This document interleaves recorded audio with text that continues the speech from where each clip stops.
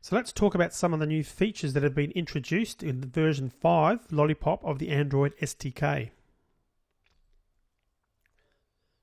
Firstly, the changes are certainly across the board. The Android 5 SDK now works across devices, tablets, even wearable devices like watches, and even in cars.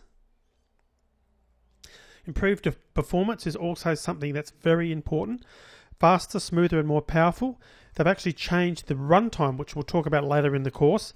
And basically that means that it's now running, all Android devices are running exclusively on this new ART runtime. And that gives the operating system improved application performance, and more responsiveness to the app, and dynamically moves memory to assist with this as well. So it's really just a great set of optimizations to make your apps run and perform much better.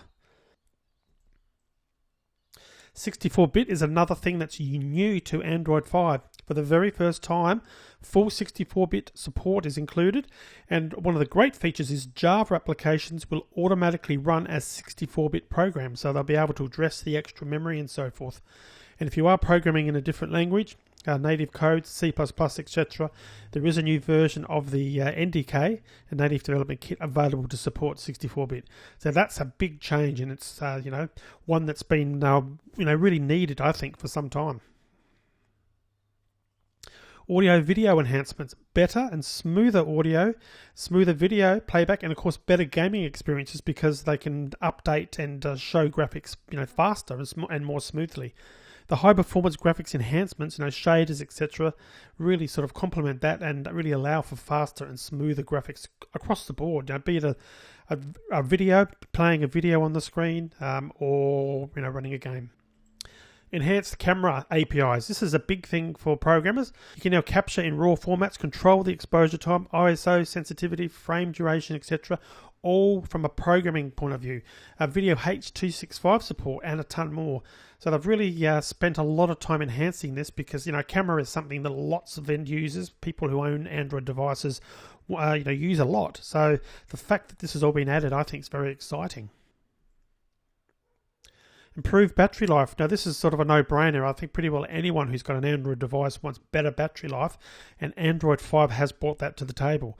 Across the board there's been power improvements, but also there's a new job scheduler API which we'll be talking about later in the course, and that helps make your app more efficient with battery life. So it's sort of a win-win with the new features of improved battery life.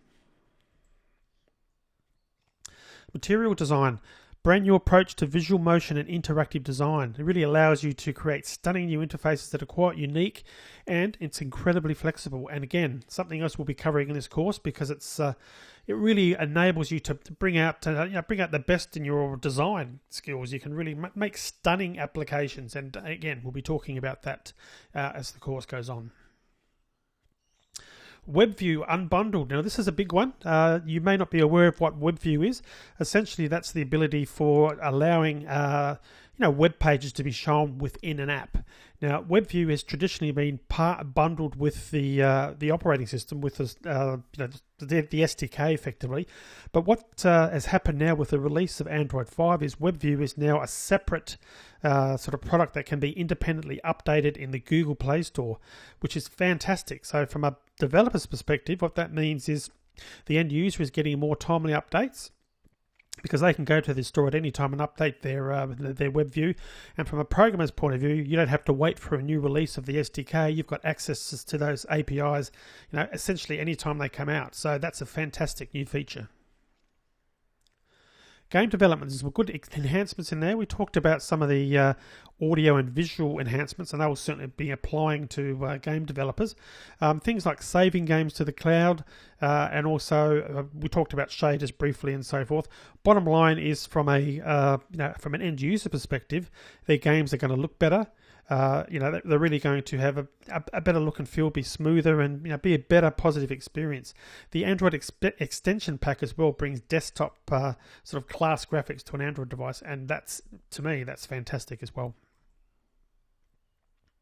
Loads more. In actual fact, there's too much to talk about now.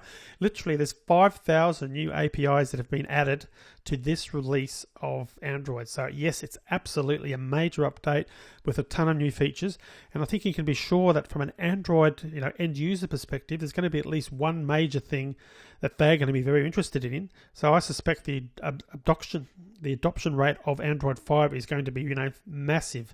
We're going to find a lot of people wanting to upgrade to this. So of course that means that now is the time to learn this and get up to speed with Android 5, and you're in the right place because that's what you are going to be learning throughout this course.